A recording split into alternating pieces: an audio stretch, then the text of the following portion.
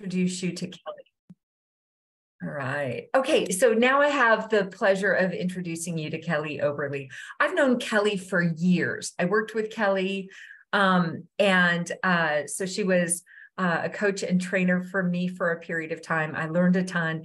You know, there's so much that I could say about Kelly. Bottom line is she is so grounded. And she's focusing on a lot of different things right now and really expanding her areas of expertise. The heart math thing, just, well, math in general, I like, but just thinking about how to manage stress, how to just, become more at peace and just capable of handling anything that comes our way. So she has a great background, just a phenomenal list of experiences and working with companies and individuals to really make sure that they're operating at their highest potential and making sure that they enjoy life. So Kelly, I'm going to turn it over to you. Thank you, Christy. And again, it's great to see you. Welcome, everyone. Good morning or good afternoon, I guess, depending on the time zone. Or I'm in Southern California, so it's morning for me. So I want to kind of jump right in because I know we've got a short amount of time. So I'm going to share my screen and kind of walk through what we'll do today. Does that sound good? Everyone can hear me? Thumbs up. Okay. So let me make sure I've got the right screen. Let me make sure we can see everything. Okay, so I think you all can see my screen. And yeah, okay. So I want to welcome everyone. So what we're going to do today is Christy kind of talked a little bit about my background. And so I run a company and I really focus on resilience, burnout, stress management. I work with organizations and I actually work with athletes. So high school through college and beyond. So today, what we're really going to work on, and I think it'll be about 40 minutes. Does that sound about right, Christy? 40 minutes. And I'm going to kind of walk you through stress, burnout, and resilience. And then we'll identify some triggers. So there'll be an individual activity. We won't spend as much time, but it's something that you can spend time on later. So I want to kind of give you a couple of tools and things that you can work on your own. We'll talk about some strategies that you can implement today. Some of them you may already be doing, and it just reinforces what you're doing. And we'll give you a couple of tools. So that's kind of the goal for today. And then at the end, if there's questions or anything, participation. So normally I like to have my presentations really interactive, but obviously for this one, we won't have as much interaction, but you can throw things in the chat if there's questions. I think we'll try to save some time for questions at the end. But the more that you're engaged, this is really for you. So the more that you can be engaged in the activities for your own personal use, probably the more you'll get out of it. All right. And if there are questions, I won't be able to monitor the chat, but I think Chrissy and her team are monitoring it. Or Tina is monitoring it. Awesome. Okay. So first off, I want to talk a little bit about wellness and resilience. And so there's all forms, for us to be truly resilient and well, there's a multitude of things that go into it. So things around healthy eating, quality rest, regular movement, positive connection, self-regulation, and mindset. And so these are all things that I cover when I work with individuals or groups. But for today, I wanted to pick out two of them that we can right away attack and can make a big difference. And that has a lot to do with kind of our things around self-regulation and movement, because those are things that are easy to implement and they don't take a lot of effort. So the first thing I want to talk about is our stress cycle. And so with our stress cycle, it's kind of broken down to stressors and stress. And so a stressor is anything you can hear, see, taste, touch. It can be work, financial, or emotional. So as I'm talking, I want you to think about kind of where your stressors come from. For some of us, it comes in all three areas, right? So, and sometimes it can be a little bit more in one area than another, but the stressors are the things that happen to us. The stress is how we respond. So it's the perceived threat. So it's highly subjective. What stresses me out is not necessarily what would stress out like Carol. It can be, and it can also be both good and bad. So I always use the example of if you ever go on vacation, like the lead up to vacation is probably sometimes one of the most stressful things you can do. Starting a new job is super stressful. It can be a good stress because obviously you're starting something new, but it is super stressful. And so how that taxes our system is what we're going to work on today.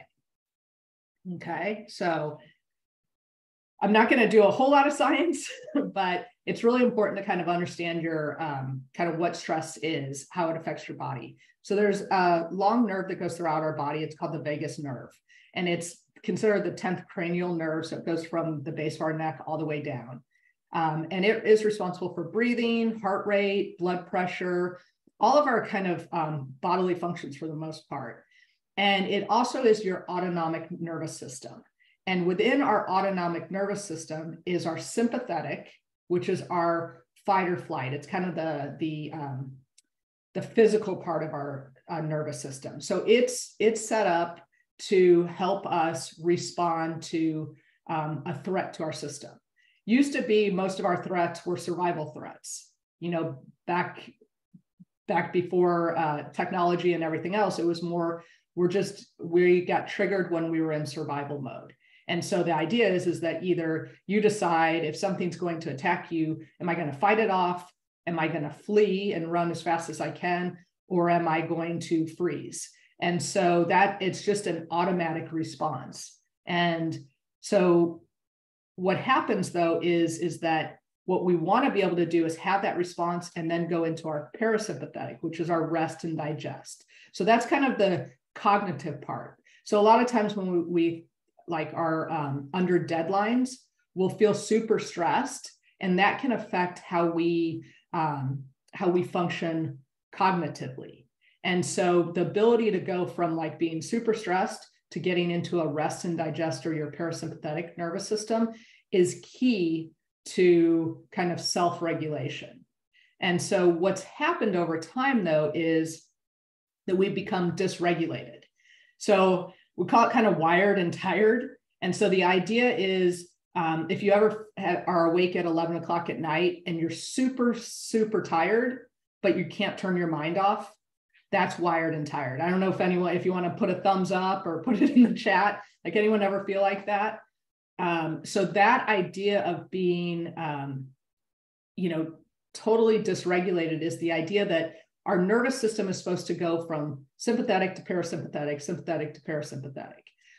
A lot of people right now are stuck more in our sympathetic nervous system. We're in a low level of anxiety and stress. And that's what kind of happens around burnout, where it's a state of emotional, mental, often physical exhaustion, because we've kind of been hit by a lot of stressors. And stressors now come from everything from our own personal stuff to what's happening on the news, what's happening with the climate, like all different things can hit us in different ways, depending on how you perceive things. And so that feeling of kind of just being wired and tired is what we want to talk about, is what can I do about that? Because I've kind of talked about maybe how you feel, but so what are some things I can do about it? And I wanted to do just a quick poll, and you can put it in the chat, but I want for you yourself to think about what causes, and I'm going to talk work-related stress for this poll, and you can also think about this though, what's your biggest personal stressor, but what's your biggest work stressor? And the surveys have been broken down to workload, lack of support, changes at work, role uncertainty, lack of control, manager, or other. And you can think about this, whether you're employed or you're looking for a position or where you're at, thinking about like, when I'm at work, what's usually my biggest stressor? And why it's important to self-identify those things is because the more you're self-aware, the more you can catch yourself and make changes. Okay. So just wanted to kind of have you think about that, is what is that big work-related stress that you have? And it could be, if you're in the middle of looking for something. So what are those things? How do I balance my time? So just make a note of that for yourself. So burnout and stress, 75% of the statistic, I just want to throw some statistics out for you. 75% of the workforce experiences burnout one time or another. So we've all been there. Hopefully you all are not in the thick of it, but about 75%. Stress does happen. And the keys are how we manage it and how we complete the stress cycle. And so that's the key that we want to talk about, is completing the stress cycle. And so when I want you first to identify where you're at. So burnout usually feels like, do you have overtiredness? Are you overwhelmed? Do you feel helpless? Do you feel a detachment? Those are the things that everyone kind of relates to burnout, right? They're the main things. But there's a lot of hidden warning signs. And those things are things like dropping the ball. So Christy, if you don't mind me sharing, like you were talking about, like missing an exit, that you could have just been spacing out, but that also can be a symptom of, having too many things on your mind. So I wanted to say something about that just really quick, but dropping the ball is one. Feeling guilty, meaning like, am I doing enough? What am I doing? Like, why do I have this, I don't know if you've ever had this, I feel guilty, but I'm not really sure why I feel guilty. That can be a hidden warning sign. Isolating yourself. So I'm not a super social person. Like, I have friends and I have kids and I try to be social, but I also could sit in a room and be okay for a little while. But I know when I'm doing that and I'm doing it to avoid things, that's like me being stressed out. And so understanding isolating yourself isn't necessarily a negative, but if you're doing it where it doesn't feel positive, that's usually a warning sign around stress. Physical symptoms are the ones. What's interesting about physical symptoms is we notice them when they're really bad, but we don't necessarily pay attention to them when they start. So where maybe a couple mornings you're waking up and your stomach's not feeling well and you're like, I wonder, what's going on, or maybe I'm getting the same, I'm getting sick every couple of weeks and I feel like I'm taking my vitamins and I'm doing all these things, but I'm still getting sick. Those are physical symptoms where maybe your body's being overloaded. And then neglecting the basics, that's where you start to see okay, this happened a lot during the beginning of COVID and middle of COVID, where people were working from home and all of a sudden they weren't getting out of their pajamas. They didn't need to get dressed. They need to do those things. And so, which is great, if you're doing it because you're making a conscious decision, but if you feel like it's harder to get up and move around and things like that, that's where your system's being overloaded. Feeling like a failure, low self-esteem, feeling cynical, those are all things where when you start to feel a little bit negative about yourself or others, and you're normally not that type of person, that's where your body's starting to get, you can start noticing that, hey, stress is starting to really affect me. So I want to do a quick individual activity. And again, this is something where we won't, I'd like you to think about this, and it's something you can do on your own if it speaks to you. I try to give tools, like a few tools for your toolbox, and this is one of them, where I want you to think about, I broke this up: work, home, self, but you can break it up into any categories that you feel are relevant. Like when I work with athletes, we talk about we talk about school, and we talk about team.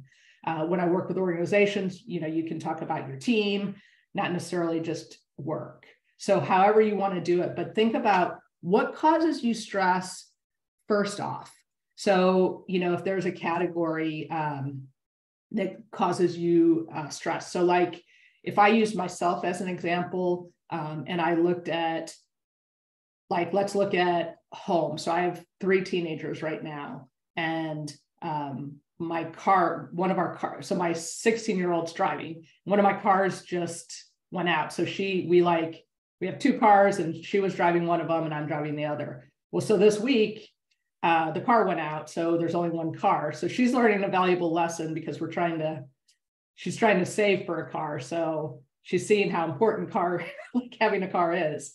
But that caused stress because she's got a full schedule, started cheer, she's doing a bunch of stuff for her senior year, going into her senior year. And then I have 2 other kids that also need to be going places. So I would identify lack of resource or lack of time to get everyone where they need to be as something that causes me stress. And then how I feel about it, I'm going to go to this next chart to kind of walk through how you could feel about it. But for me, it makes my chest tight. I get kind of like uneasy. I get irritated easily. And so that's where I can start checking myself to say, all right, that's it. It's a lot. And that's may not be the greatest example because we know that's a lot. But it still happens, and you still have to be able to say, okay, I need to breathe, or I need to take a second. And I'm going to give you some tools in a few minutes that can help with kind of self-regulating and de-stressing. But when you look at so you've got identify something that stresses you out. And then you want to think about how it affects you from a body and mind perspective. So on the body side, I've kind of went over a lot of those: tension in the muscle, headache, upset stomach, racing heartbeat. Shallow breathing is one. Generalized anxiety, so that feeling of uneasiness, not getting a good night's sleep, feel restless, and a lot of times drinking excess caffeine or alcohol. So if you've ever been on a deadline and you're drinking a lot of coffee, usually doesn't do you well. If you feel like anything that's kind of in excess, that's outside of the norm, is kind of how your body will react, including eating in excess. So all of those things, when it starts to feel like it's outside the norm. Now, the mind is what I want to focus on. So if in my case, I kind of get that anxiety, I'm irritated, but on the mind side, that's where I experience more anger. So when I'm stressed out, I tend to have a shorter fuse. Then I get upset at myself about having a shorter fuse. So you do a lot of self-criticism, lack of enjoyment, achieving less in more time, increased degree of risk-taking. So you push when I was this week, I had a couple of deadlines and I felt like I was pushing them to the very end. Poor concentration, and feeling depressed, sad, frustration and irritability. And then a big one for me, and I don't know if any of you ever see this, is when you really struggle to make a decision. So an inability to make decisions are when you are feeling stressed out. So when you look at what causes you stress, and you look at this chart, you can kind of, or these categories, you want to say, okay, this is a stressor for me. So, sometimes at work, it could be your boss, or, for self, it's that I don't take enough time for myself. So you're upset that you don't take enough time for yourself. And then what does that look like? How does that show up in your body or in your mind? Because then you can start to recognize when I have a shorter fuse, I know that there's something going on. And so then I can start doing some of these tools that can help me. Does anyone have questions on that? Or Christy, do we need to stop for a minute? I just want to make sure we're good. Okay. And so now what I want to do is I want to talk to you, when you look at these things, what can you control and what can't you control? So in the example that I used, what I can control is how I react, right? I can't control that my car is out right now. I can't. I'm fighting with Honda right now, and or trying to be persuasive with Honda right now. But my car is not going to be fixed in the next week. So that you can't control. We were lucky enough to be able to borrow a car from my mother-in-law. So now we're in a little bit, easier state right now where my daughter can go, take care of her things because they interfere with things. So you look at what you can control and what you can't control in any of these situations. So if you're on, a job search, things you can control around that and things that you can't control. Because if you can let go of the things you can't control, that's the first step in being able to de-stress a little bit. Because if you can't control it, there's nothing you can do, right? I can't go fix my car right now. I wish I could, but I can't. And so, but I can try to do things that can alleviate some of the stress and strain. So does that make sense to everyone? So it's a great individual activity to do, especially when you feel like things are a little overwhelmed, is like, hey, let's stop and think, like, what are these categories and what are some things that are stressing me? And then what can I control and what can I control? So let's get into tools and then we'll do some questions. So tools that I want to talk about are, first and foremost, is a thing called checking in. And it's just checking in with your body. And it's a simple thing that we forget to do. And it's, you can do it in the morning, you can do it at the end of the day, you can do it at lunchtime. But I'd pick a time that you do it consistently. And you just like ask yourself, how are you feeling like right now? Like what's going on? And be the more present you are and the more you are in your body, the better we can put together, like we can understand before we get too stressed out or too overwhelmed. So how are you feeling right now is a great check-in. And you just do it like if you're in your office, you shut down the computer, your phone, everything, and you just take a couple minutes. And what you can add to that is some breathing. And so Christy had mentioned HeartMath. So HeartMath is a great organization. I did a lot of certification to be able to do breathing around HeartMath.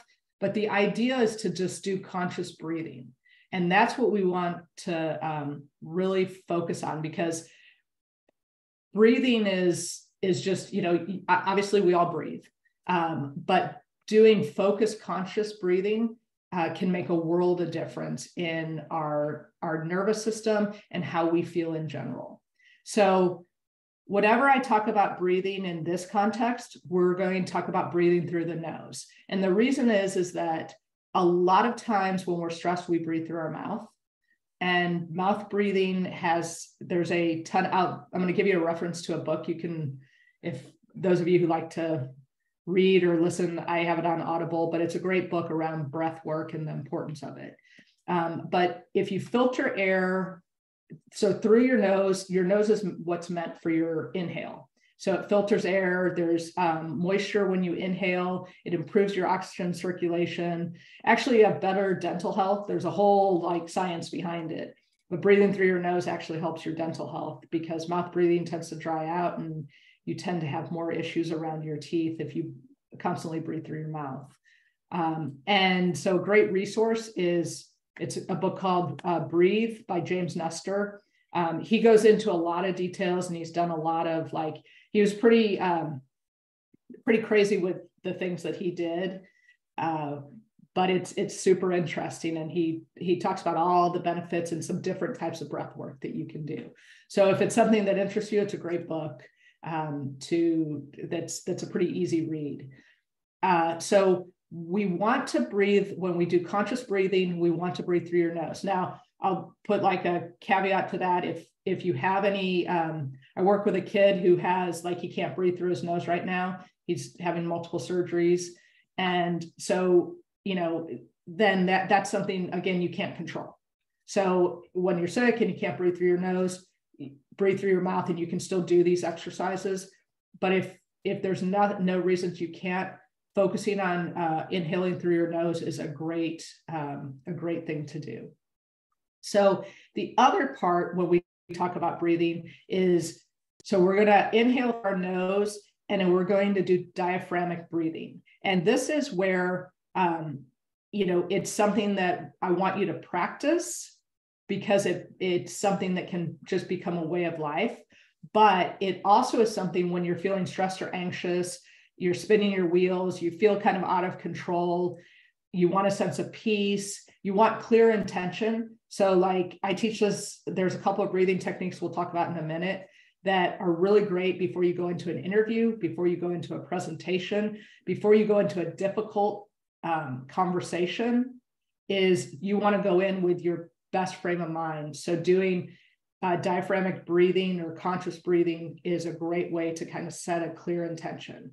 Like, I have a clear intention that I'm going to be, clear and confident, and I'm going to get my points across, and you can do that while you're breathing. So diaphragmatic breathing, what it is it stimulates the vagus nerve. So, and we talked about that. So it puts you back into your parasympathetic nervous system, which is your relaxation response. And it reduces your heart rate, blood pressure, and lower stress.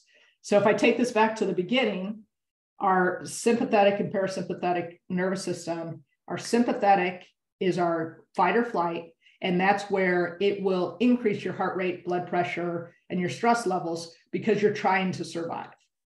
So with the parasympathetic or your relaxation response, you lower all of those, which is better for you. So that's what we want to do, and that's why we want to do this type of breathing. So there's 2 individual breathing exercises we are going to do, and they are best. I want to give you 2 because one, you can do either of them, but some people like one more than the other, and they both are helpful. So there's not one that's better than the other. The first one is the 4-7-8, and Dr. Weil, I know a lot of people know him. He's a pretty famous doctor. He kind of coined this 4-7-8. A lot of these breathing practices have been around for centuries and are used in a lot of Eastern medicine and things like that. But there's people who have made it very popular, which is great. And so the 4-7-8 second, or 4-second, 7-second, 8-second breathing technique is one that a lot of people use before going to bed if they're feeling super anxious or overwhelmed. It is a relaxation type of breath work. And the basic thing is that you inhale through your nose for 4 seconds. And when we say diaphragmatic breathing, we want our stomach to expand when we're inhaling. So a lot of times when you're working, doing this to begin with, I'm going to go ahead. I'm not going to practice the 4-7-8. We'll practice the box breathing because it's a little easier to do with a big group. But the idea is for you inhale for 4 seconds, you hold at the top. So your stomach is expanded and you breathe through your nose. You hold for 7 seconds, and then you do an exhale through your mouth for 8 seconds.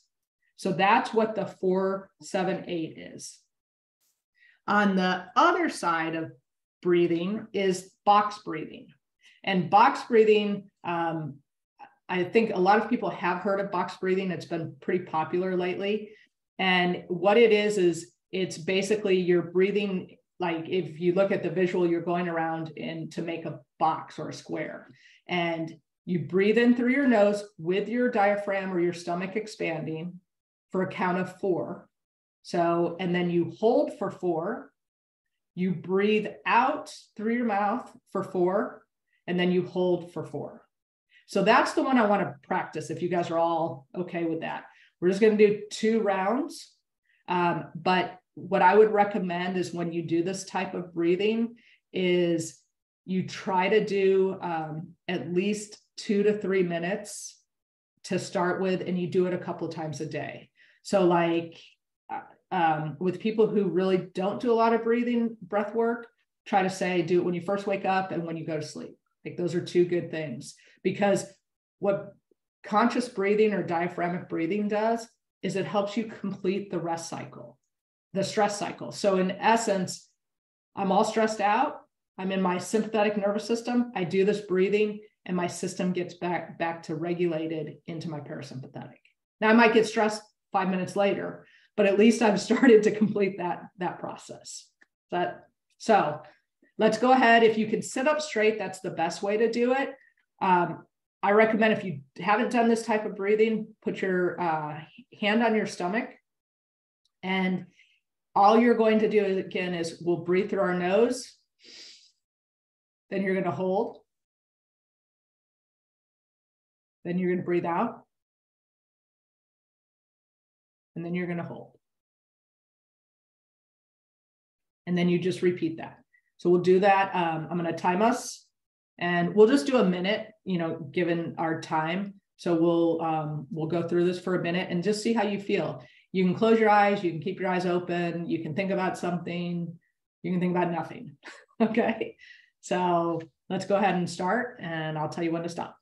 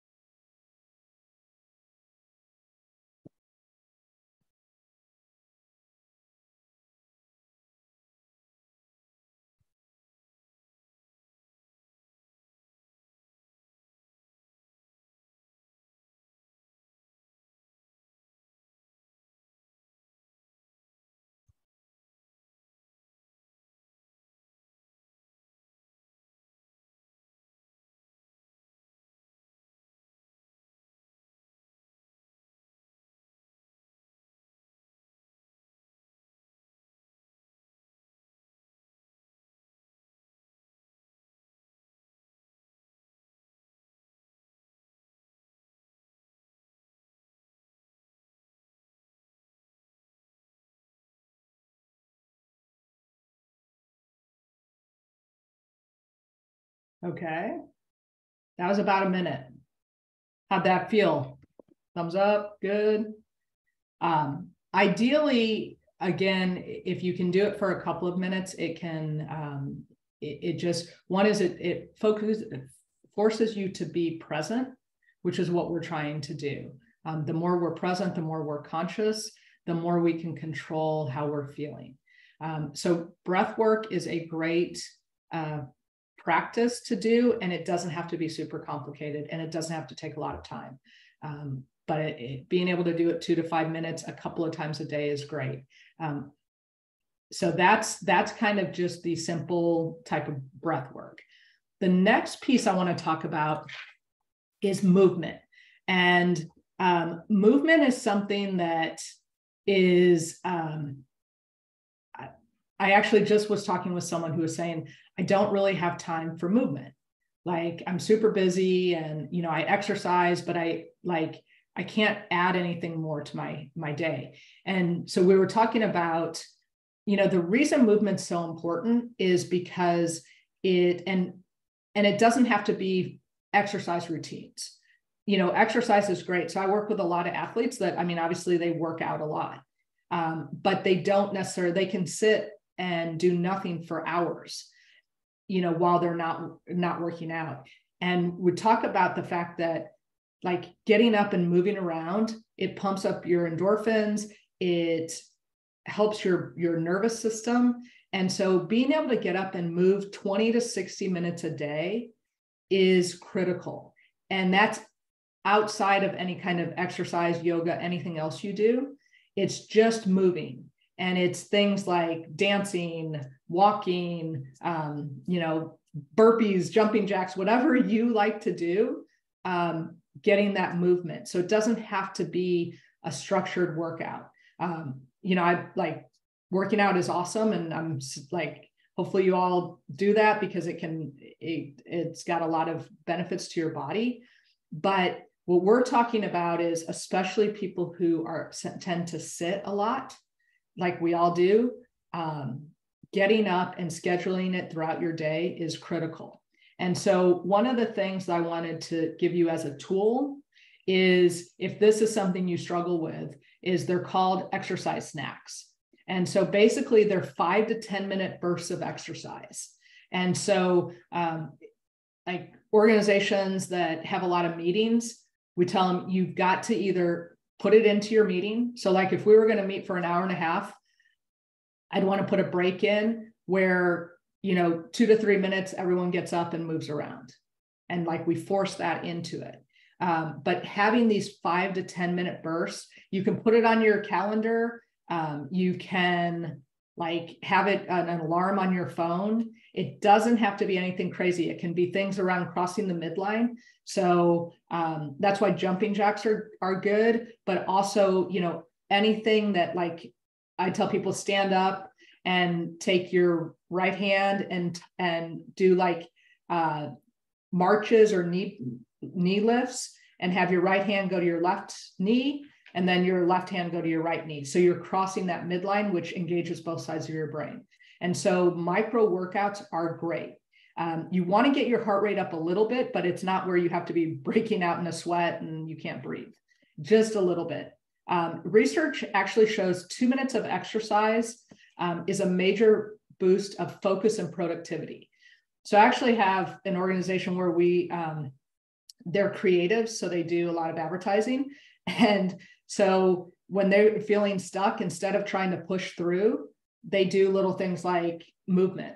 And they do a little bit of like stretching, and like that's one of the pictures, like stretching and moving around to try to like refocus and reframe how they're thinking. So I wanted that to be something that it's super easy to implement. You just have to make it a habit. And so if you tie it into like on the hour or every 2 hours, that you're going to have some kind of like walk or movement.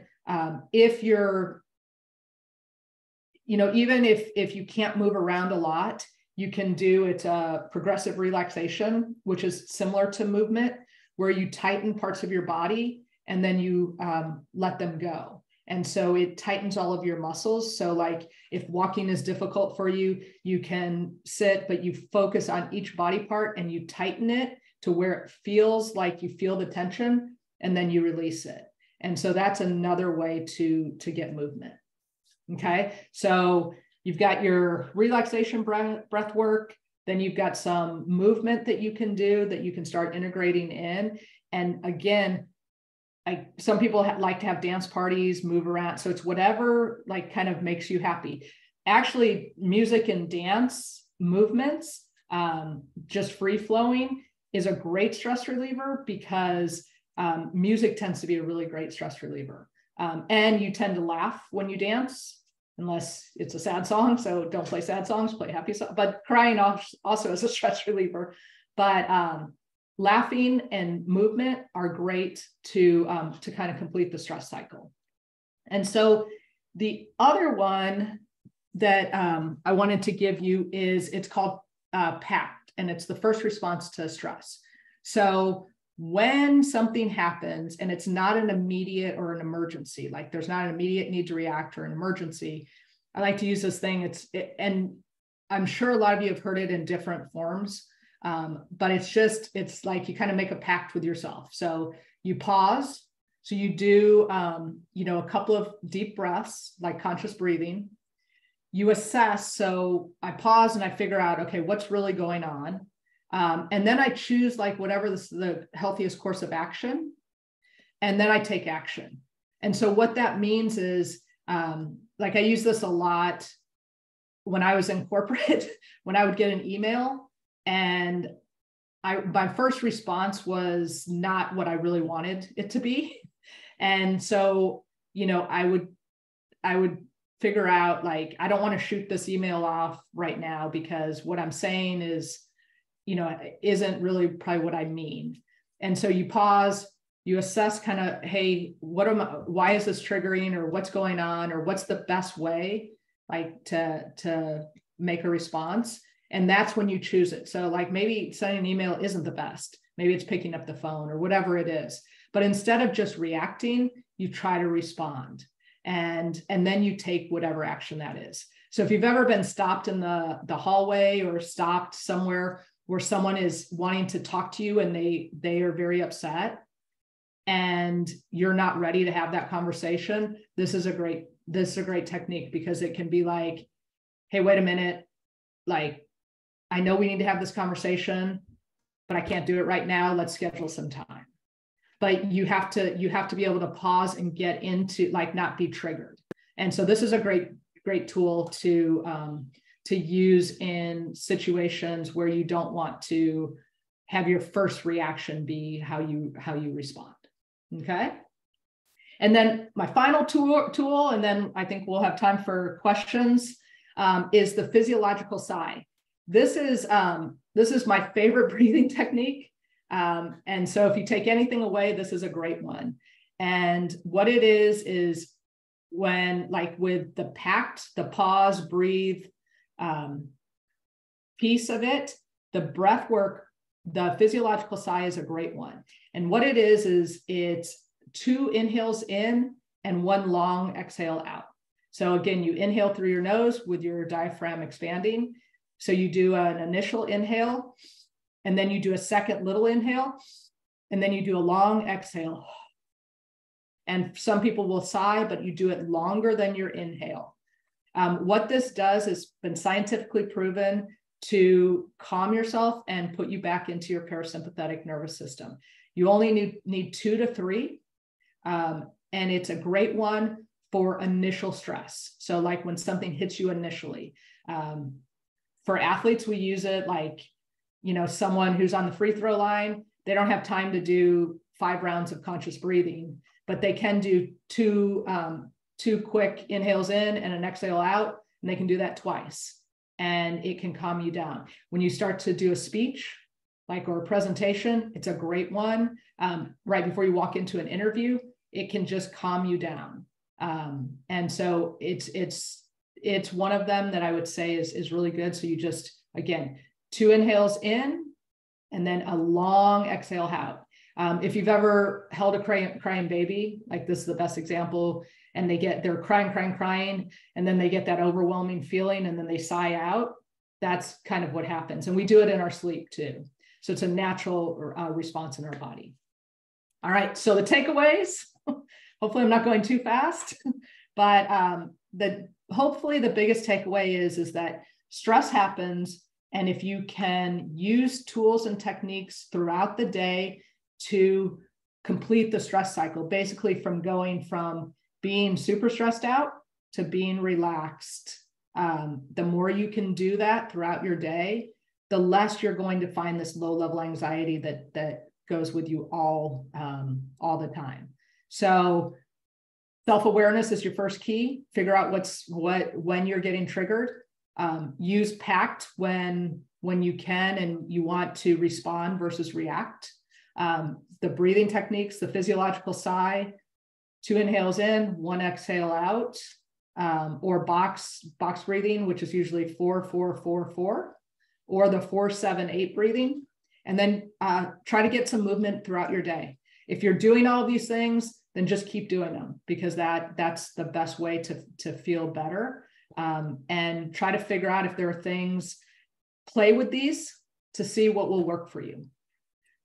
So I think that's what I had.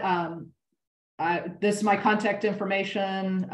You can find me on LinkedIn if you want. But I really appreciate the time. Hopefully this was helpful. And I think I'm on time. Yeah, you are. We have some time for questions. So I know that we have 2 hold on, Russ. I know that we do have some questions, but I thought it was interesting. You're absolutely right. Me missing the exit on the freeway, which I haven't done. It does signal that I have too much on my mind. And yes, I am stressed.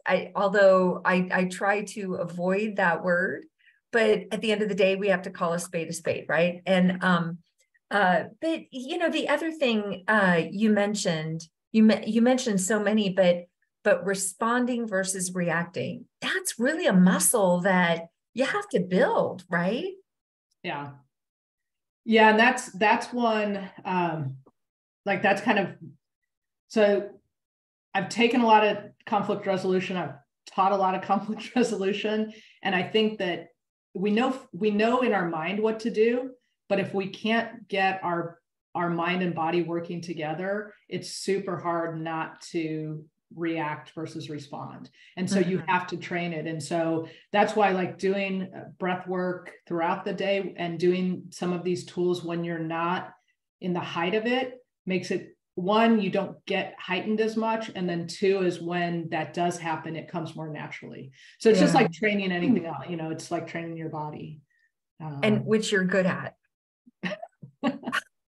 I still do those push-ups on the fence. And that's a good movement thing. Do your push-ups on the wall. I know, on the wall. Okay, so Russ, you have a question. Well, I think there's no difference between react and respond. And let me explain, or maybe I should ask what the difference is, because I think it's one of those words that have just gotten abused so much time. Like things like the quote unquote win-win is really a win-lose. And it's been just been twisted and manipulated personally, in my experience. I've heard people say respond when they really mean react. It's a nice way of saying react, which they don't want to call a spade a spade. That's been my experience. But I mean, what are your thoughts or anyone's thoughts? Yeah, I don't know if you want me to answer that or. Anyway. Yeah, go ahead. Okay. I think so.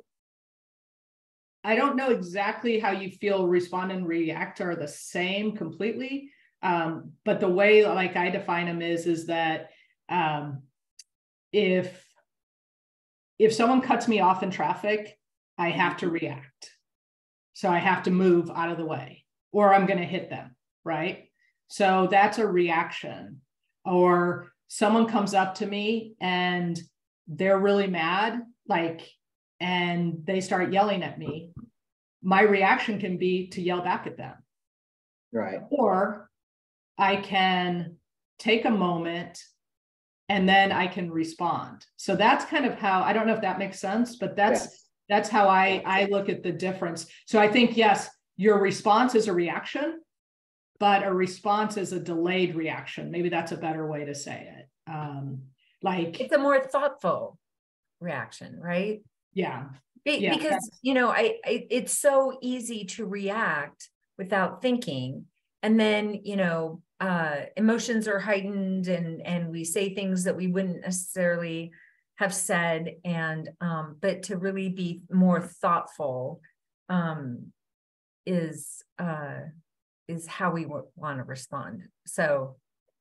Yeah, and I think I think it gets semantic sometimes. And so I think, Russ, what you're saying is accurate in a lot of ways because, most of the time we respond by reacting, maybe. And let's put this in the context of job search. So let's see.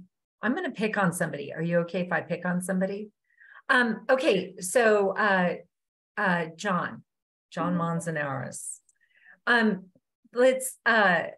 Let's think about job search and when we're really excited about a potential job only to find out that we didn't get it.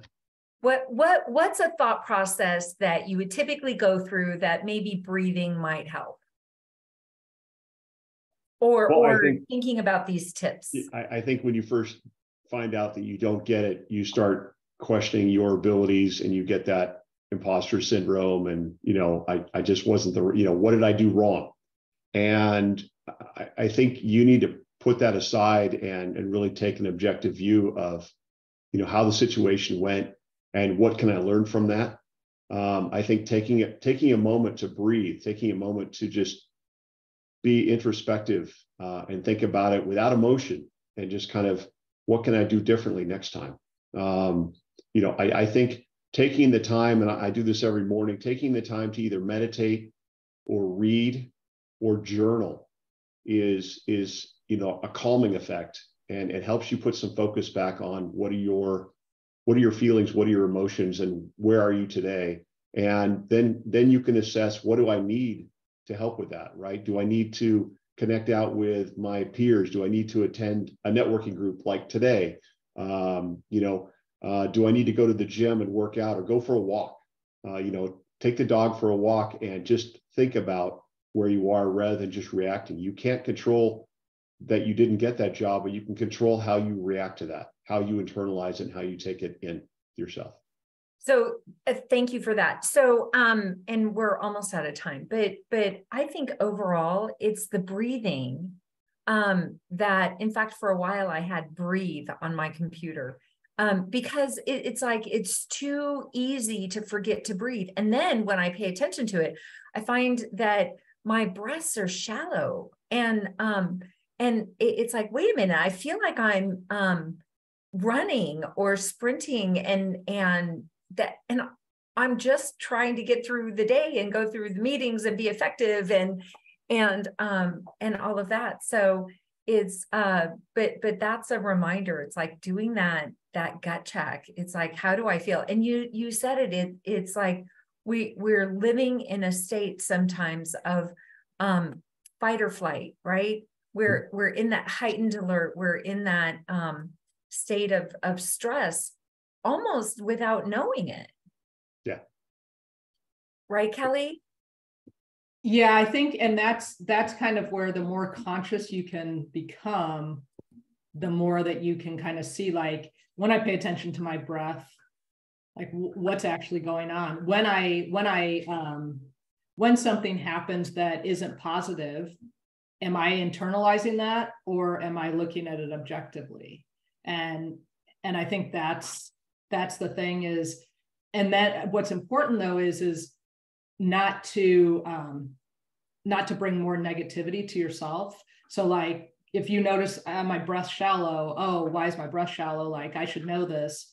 Like, then you just get into that spiral. And like, again, kind of this applies like a lot to athletes, but I think it applies to all of us. Like, you know, you need to be where your feet are at. And like, you need to kind of like remind yourself, I can't control what happened yesterday. Like, you can't make up for the past. You just have to kind of move forward. So when you start getting in those spirals, it creates just more stress for you.